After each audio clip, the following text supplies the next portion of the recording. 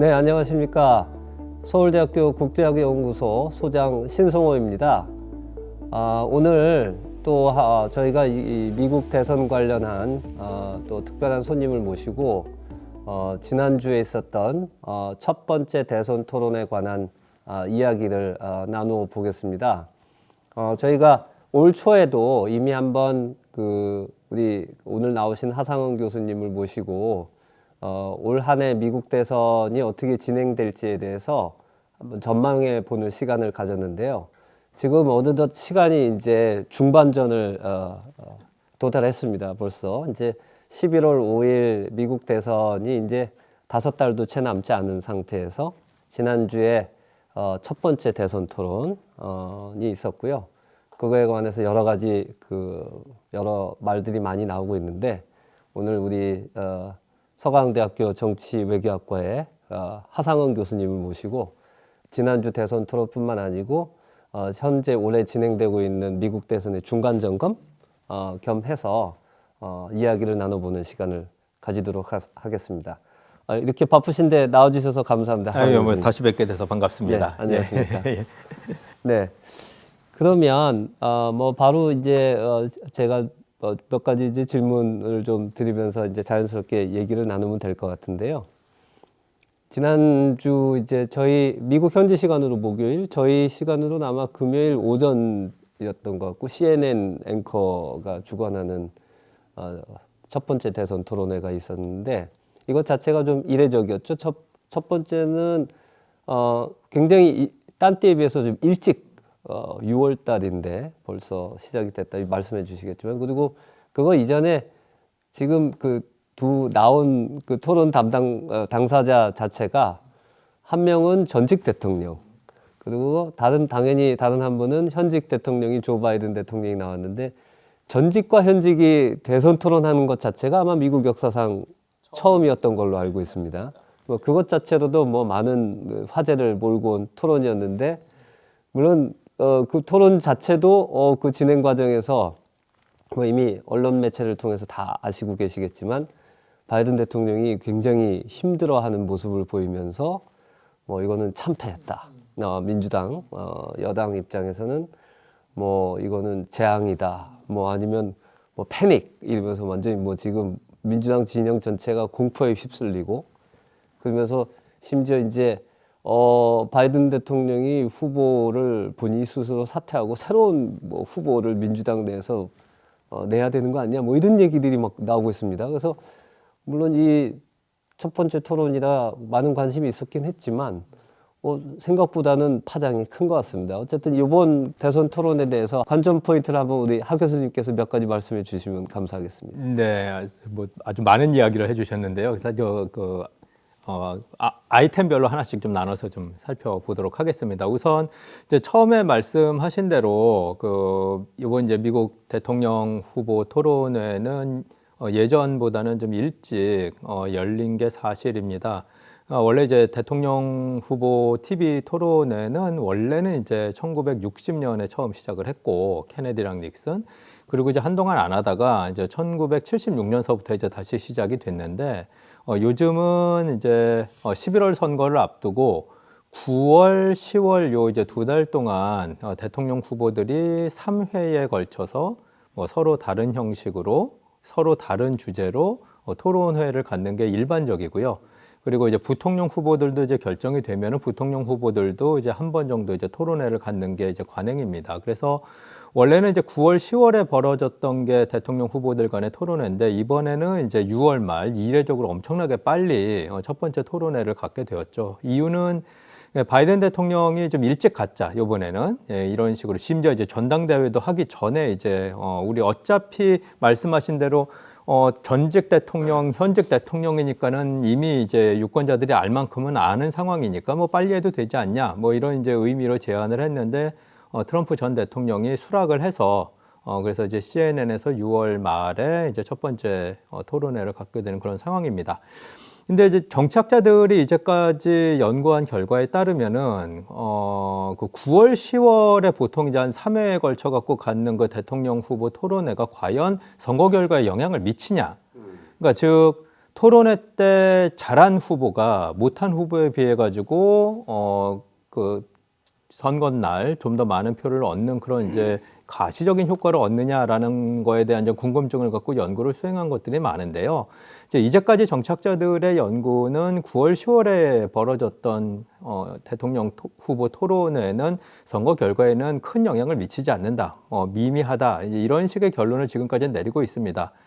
이유는 이미 이제 9월, 10월에 대통령 후보 토론회를 보는 유권자들이 이미 마음을 결정해 놓은 상황에서 보기 때문에 객관적으로 봤을 때, 즉 제3자의 눈으로 봤을 때 이번 후보 토론회는 누가 잘했고 누가 못했다라는 판단이 나와도 사실 자기가 지지하는 후보가 있는 경우에는 그 지지하는 후보가 잘했다라고 이야기를 하고 그 지지하는 후보를 여전히 이제 선거 때 찍겠다라는 식의 표현을 하기 때문에 그 토론회의 효과는 그렇게 크지 않다라는 게 일반적인데, 요번에는 이제 6월 말에 가져서 한 넉 달 정도를 앞둔 상황에서 수행된 토론회이기 때문에 토론회 하기 전에 이제 일부 정치학자들이 요번 거는 조금 다를 수 있겠다. 그러니까 토론회에서 어떤 이야기가 나오고 어떤 식으로 토론회가 진행되느냐에 따라서 표심에 좀 영향이 있을 것 같다. 뭐 요 정도의 예상은 한 것 같습니다.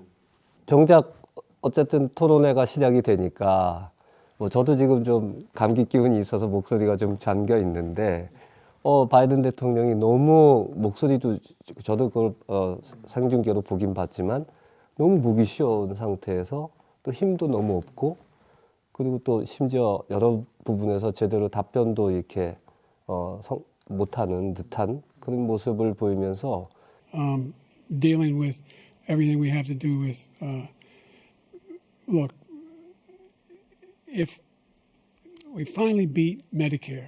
그거에 대한 충격이 좀 있는 것 같은데 어쨌든 그 토론회를 어떻게 한 시간 반 정도 진행됐는데 우리 하 교수님께서는 어떻게 보셨습니까? 실제 보시면서. 뭐 다른 분들의 평가와 마찬가지로 이번 대선 후보 토론회는 바이든이 참패를 했다고 보는 게 맞습니다. 그러니까 즉 바이든 대통령이 이제 본인이 해야 되는 이야기를 명확하게 이제 제시를 못한 경우들이 많은데, 이제 원래 토론회라는 것이 이제 이야기를 주고받는 그런 세팅이기 때문에 자신한테 이제 불리한 현안을 토의하는 과정에서는 회피를 해야 되고, 그다음에 자신에게 유리한 현안을 토론하는 경우에는 이제 상대방을 정확하게 공격을 하는 이제 그런 포인트를 잡아야 되는데, 이미 이제 보신 대로 바이든 대통령은 이제 본인한테 불리한 이야기에서 회피도 잘 못할 뿐만 아니라 결정적으로 이제 본인에게 유리하고 트럼프 전 대통령에게 불리한 그런 이제 현안이었던 뭐 낙태 문제라든가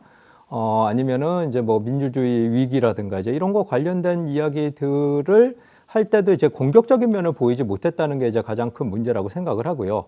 이제 그걸 다 떠나서 말씀하신 대로 사람들이 기대하는 것보다는 훨씬 더 스태미나가 충분하지 않은 것처럼 보인 것도 사실이고, 그리고 중간에 말을 흐리거나 문장을 못 끝내는 경우도 있었고, 말 실수는 뭐 원래도 많은 분이긴 했지만은 또 유별리 더 이제 많았던 그런 케이스이기 때문에 이제 바이든이 여러모로 봤을 때 그 토론회에 준비를 잘 했는지조차도 좀 의심스러운 이제 그런 상황이라고 볼 수 있고, 그리고 이제 트럼프 같은 경우에는 원래 이제 토론회 하기 전에 많은 사람들이 예상 혹은 걱정을 했던 것이 이제 그 4년 전 이제 그 토론회처럼 뭐 중간에 이제 말을 끼어든다라든가 아니면은 계속 이제 그 의사 진행을 방해한다라든가 아니면은 그 뭐 좀 더 이제 감정적인 면을 보인다든가 뭐 요런 측면이 있을까 이제 걱정하거나 혹은 이제 뭐 이제 예상을 했던 분들이 많은데, 사실 트럼프는 뭐 굳이 복싱으로 얘기하자면 좀 아웃복싱을 했다고 해야 될까? 그러니까 즉 뭐 공격 포인트나 뭐 이런 거 다 떠나서 그냥 침착하게 자기 페이스로 유지를 해왔다는 점에 있어서 상대적으로 이제 트럼프한테는 높은 점수를 줄 수 있는 게 이번 토론회의 특징이라고 생각을 합니다. 그 대선 토론 직후에 뭐 거의 뭐 67% 지금은 또 오늘도 아침에 보니까 한 70% 정도 되는 국민들이 이 후보 바이든 대통령이 후보에서 사퇴해야 되고 민주당이 새로운 후보를 내야 되는 거 아니냐 뭐 이런 식의 지금 여론조사가 나오고 있고, 결국 이 문제는 지금까지 바이든 대통령에 있어서는 가장 큰 리스크 라고 했던 건강 문제, 그러니까 나이가 많다. 이것이 이제 바이든의 가장 큰 약점으로 지금 지적되고 있고, 또 반면에 트럼프 대통령도 만만치 않은 문제들이 많지 않습니까? 그래서 평소에 뭐 거짓말을 뭐 밥 먹듯이 한다든지, 이번에도 이제 그게 여실히 드러났고, 아나무인적인 여러 가지 태도, 거기에 덧붙여서 이제 트럼프 대통령의 말로 이제 얼마 전에 또 그 6월 달에 이제 4건의 지금 형사 기소된 것 중에 한 건이 이제 유죄 판결이 나오는 배심원단에 의해서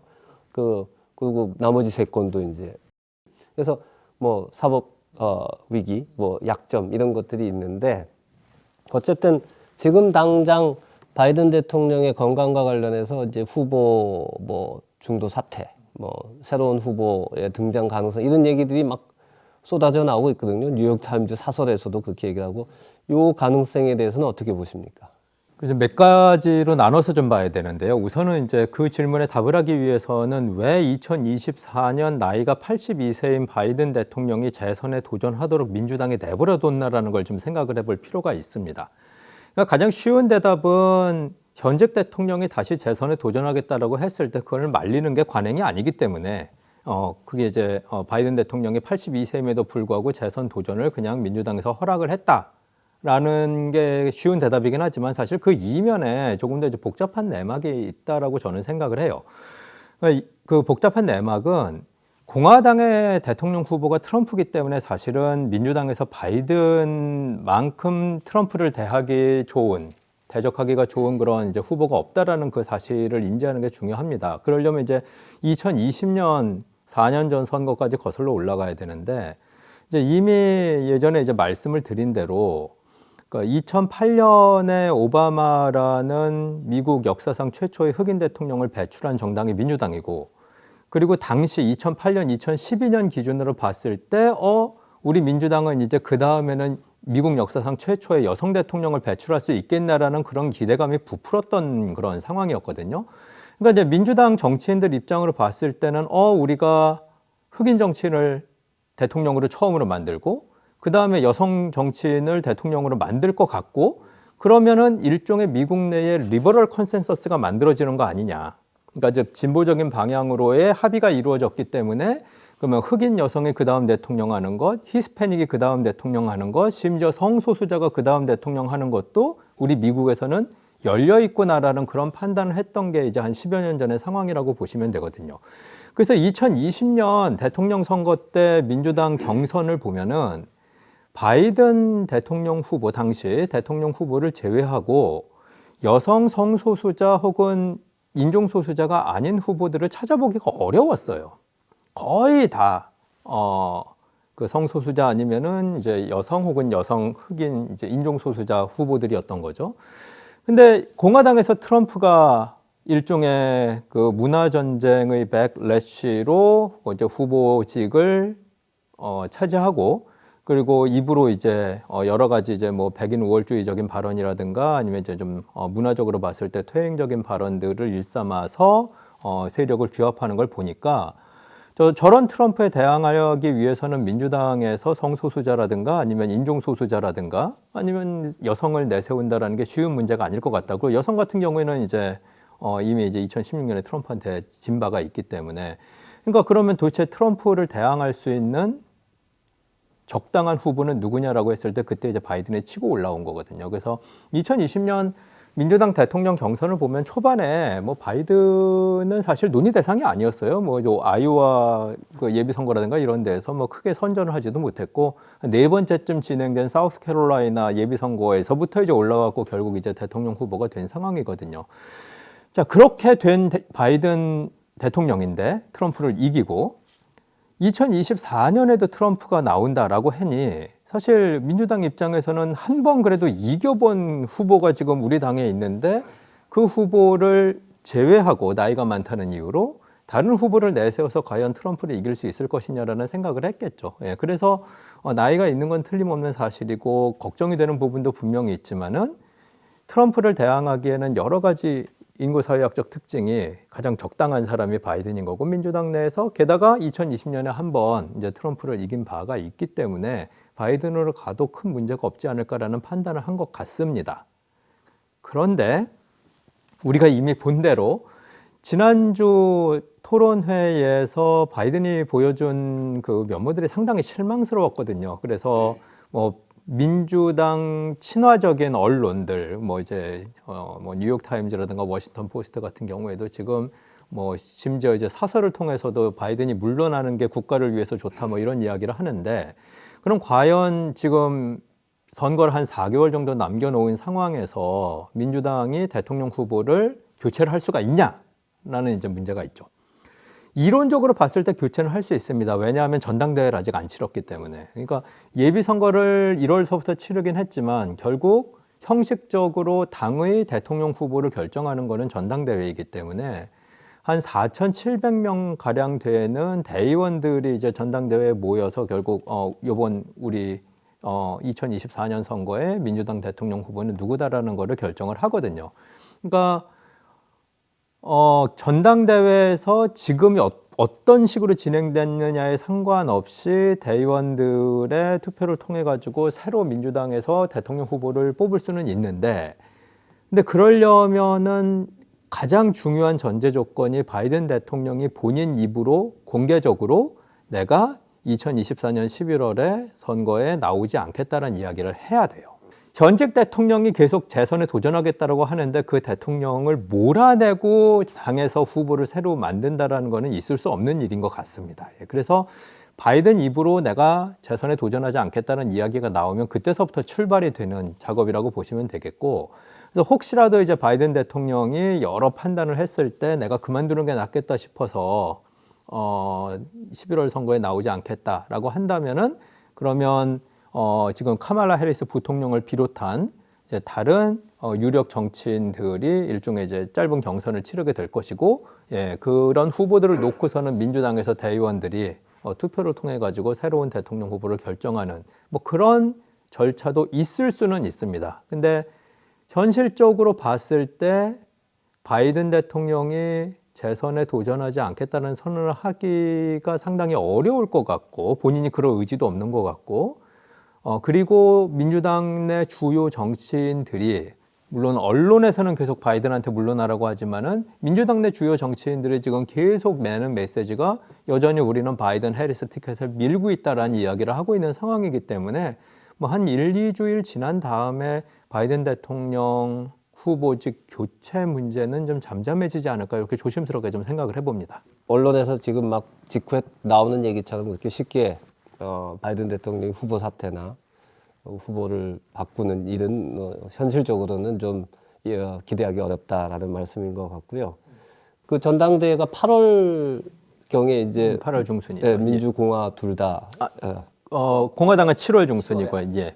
어쨌든 두 분이 아직도 공식적인 후보는 아니에요. 그렇죠. 근데 이제 7월, 8월 이제 전당대회를 통해서, 그렇지만 이미 그 전에 경선에서 둘 다 이겼기 때문에 뭐 그건 확정된 거나 마찬가지고, 전당대회라는 거는 그야말로 그걸 추인하는 하나의 형식적인 뭐 축제 같은 그런 게 되겠고요. 그렇게 본다면 물론 또 바이든 대통령이 그 대선 토론 직후 그 다음 날 또 선거 유세에 나와가지고 그 다음 날은 또 막 힘 있게 막 뭐 내가 전날은 좀 감기도 걸리고 해서 상태가 안 좋아서 솔직히 잘 토론을 못했는데 뭐 그럴 수도 있다. 하지만 나는 여전히 그리고 얼마든지 내가 이 선거를 이길 수 있다라는 굉장히 또 힘찬 모습을 보여줘서 아마 지금 말씀하신 대로 지금 당장은 바이든 대통령의 뭐 후보 사퇴 같은 일은 기대하기 어렵지 않을까 생각이 됩니다. 근데 지금 말씀하신 것 내용 중에 중요한 것이, 지난번 우리 토론회 때도 그 얘기를 한번 좀 나온 것 같은데, 결국 바이든 대통령이 고령의 나이임에도 불구하고 왜 바이든 대통령이 후보가 될 수밖에 없었던가 하는 것이